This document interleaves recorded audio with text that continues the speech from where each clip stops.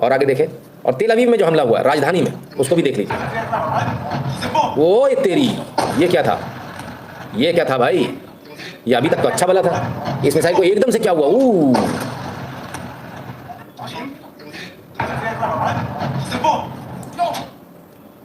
ओ तेरी भाई साहब,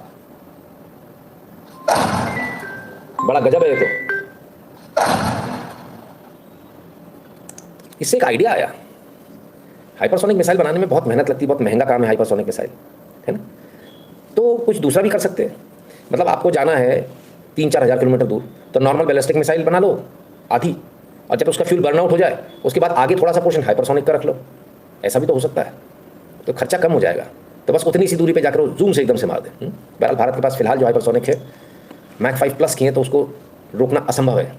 चलिए वापस चलते हैं और हम फिर से बात करेंगे ईरान जो हमला कर रहा है इसराइल के ऊपर, ये सारा ईरान हमला कर रहा है सर।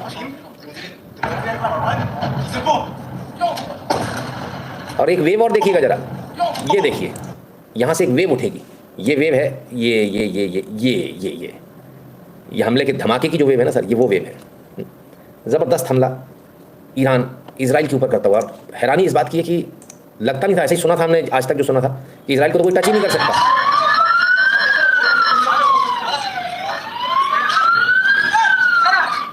क्या तेल अवीव और क्या हाइफा पोर्ट, सबको उड़ा दिया भाई। हर जगह त्राहिमाम मचा दिया इसराइल में, ईरान ने, और बहुत खतरनाक ढंग से। चलिए और देखें जरा, ओ तेरी, ये तो इंटरसेप्ट होके भी ना हो पाई।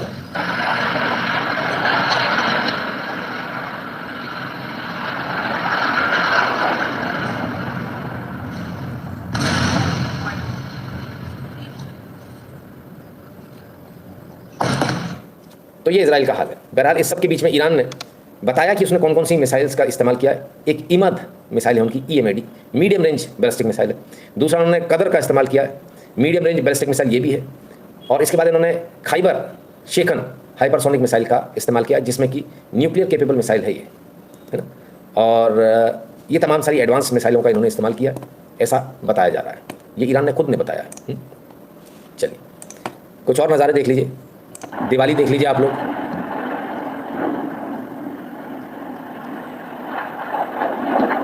मज़ा तो बहुत आ रहा होगा आप लोगों को देखकर।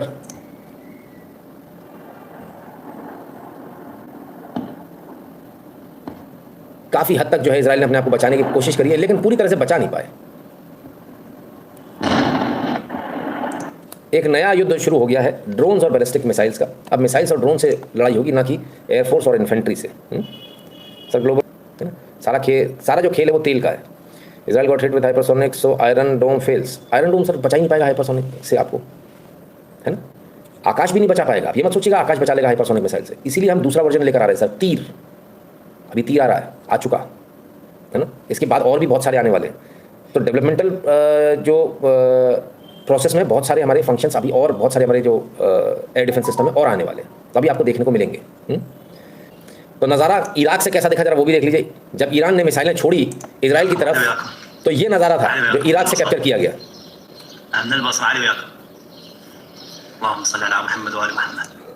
गजब है साहब, क्या खतरनाक, ऐसा लग रहा है राज ऑफ मिसाइल छोड़ी हैं एक साथ, है ना? एक आध नहीं, इकट्ठी बहुत सारी, और दिख भी रही हैं। ये नज़ारा इराक से है, जहां ईरान से छोड़ी गई, इजराइल के ऊपर छोड़ी गई मिसाइल्स को दिखा रहा है। क्योंकि रात है इसलिए रंग बिरंगी रोशनी दिख जाती है आराम से, दिन में थोड़ा मुश्किल होता है। तो मैं तो कहता हूँ युद्ध आप लोग करो तो रात में किया करो, कम से कम आतिशबाजी तो दिखे। बहरहाल आप लोगों को जहाँ मज़ा आ रहा है वहाँ लोगों की जाने भी जा सकती, जा रही हैं, सकती क्या। अभी एकदम से कुछ बवाल होने वाला हो गया, अरे प्रभु, कैप्चर करना भी मुश्किल हो गया।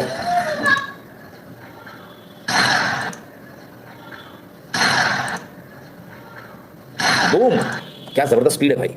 हाइपरसोनिक मिसाइल तो मौका नहीं दे रही 1% भी। ईरान द्वारा इसराइल के ऊपर किया गया हमला है ना। With all prices soaring Russia will benefit absolutely. दुनिया के सबसे बड़े ऑयल रिजर्व रशिया के पास ही हैं, ठीक है, हम सबको भूलना नहीं चाहिए। आइए कुछ और देखें। सेंट्रल तेल अवीव, बिल्कुल दिल जो कहते हैं ना इसराइल का, वहाँ क्या हाल हुआ उसको भी देख लें।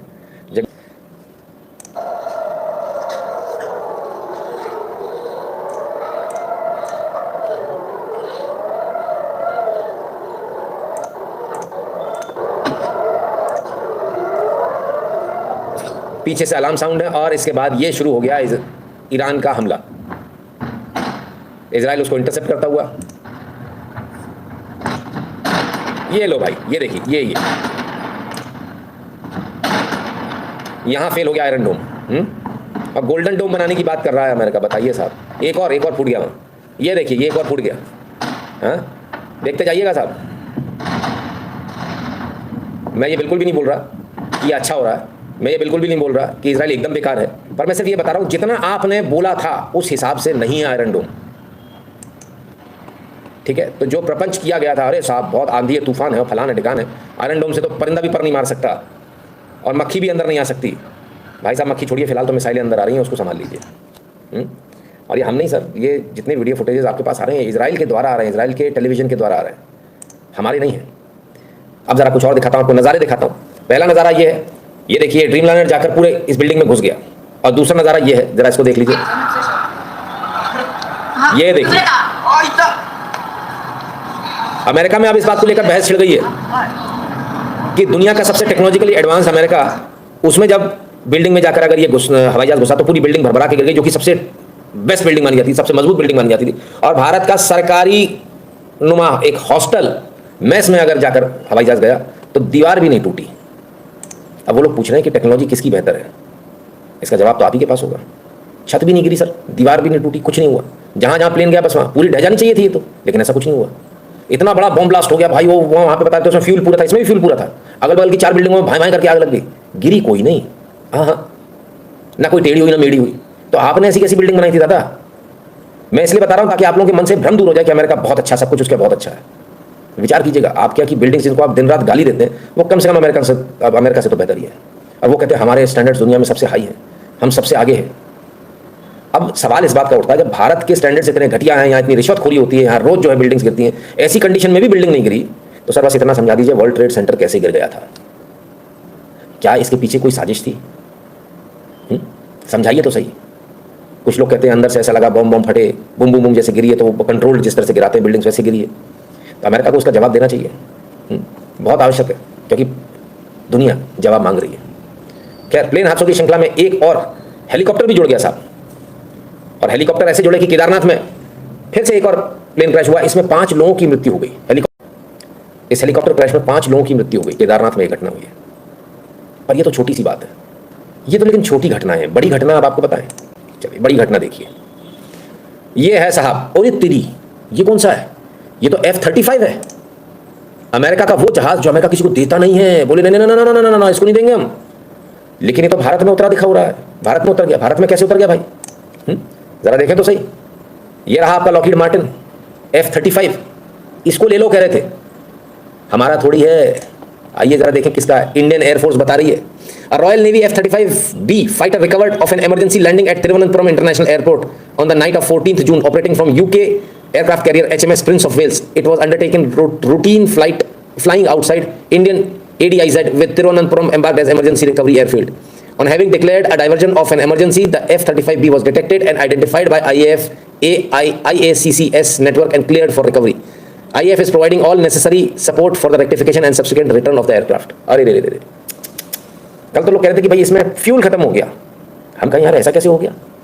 F-35 ऐसे उड़ता है बिना फ्यूल के, पेट्रोल खत्म हो गया भैया, धक्का लगाओ। ये तो अपन लोगों के साथ होता था आज से 30 साल पहले।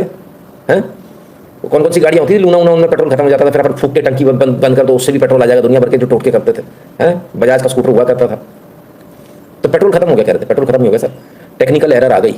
अगर मजबूरी में इंडिया में नहीं लाते, इंडियन टेरिटरी के बाहर उड़ रहा था, और उसको जब समझ में आया कि इसमें दिक्कत आ गई तो तुरंत इसने तिरुवनंतपुरम की तरफ मुड़ा और भारतीय एयरफोर्स से मदद मांगी कि हमको ये, क्योंकि लड़ाकू विमान है सर, ये नॉर्मल विमान नहीं है, क्या आपको परमिशन मिल जाएगी एयर ट्रैफिक कंट्रोल से? नहीं, इंडियन एयरफोर्स से ही मिलेगी।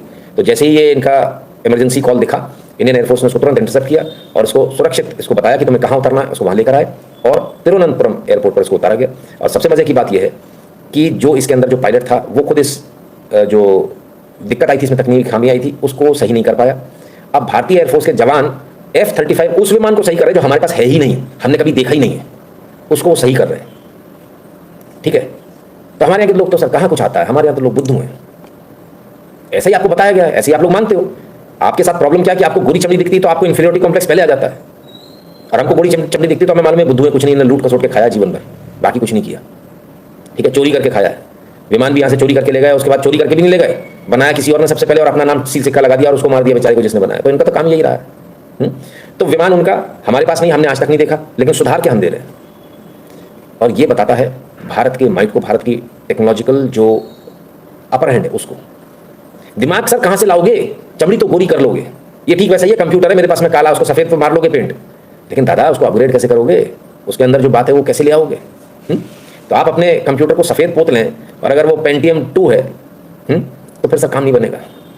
ठीक है, तो इसलिए ये मत सोचिए कि आप काले हैं या गोरे हैं, आप ये सोचिए कि आपके अंदर, आपके भारतीयों के अंदर वो पोटेंशियल रहा जिन्होंने पूरी दुनिया को राह दिखाई है, और आप भी वो कर सकते हैं। एक झोपड़ी वाला बच्चा अगर नीट में सेलेक्ट हो सकता है तो सर आप अंदाज़ा लगा लीजिए, रेगिस्तान से अगर बच्चा नीट में सेलेक्ट हो रहा है तो आप अंदाज़ा लगा लीजिए। हाँ, अगर आपको ये लग रहा है कि देश में कुछ भी नहीं हो रहा, बहुत ऐसा माहौल है वैसा माहौल है, तो सर थोड़ा एक बार सोचिएगा ज़रूर, कहीं ना कहीं गलती अपने पार्ट पर है, कहीं ना कहीं या तो अपन गलत रास्ते पर है, या गलत टेक्निक है, या फिर हम मेहनत नहीं कर रहे ईमानदारी के साथ। विचार कीजिएगा। और सोशल में www.nitinshukla.com पर आपको जाना, QR कोड मिलेगा, उसको स्कैन कीजिएगा, अमाउंट भरिएगा, अपना एड नोट में नाम और नंबर भरिएगा, फिर सेंड कीजिएगा। सोशल मीडिया के तमाम सारे प्रोफाइल क्लिक करके ज्वाइन करते चले जाइए। टेलीग्राम और व्हाट्सएप का बटन दबाकर इन दोनों चैनल से ध्यान से जुड़ जाएगा। भारत के बाहर जो है वो पेटीएम और पेपाल वाला बटन दबाकर अपना पेमेंट करने का कष्ट करें।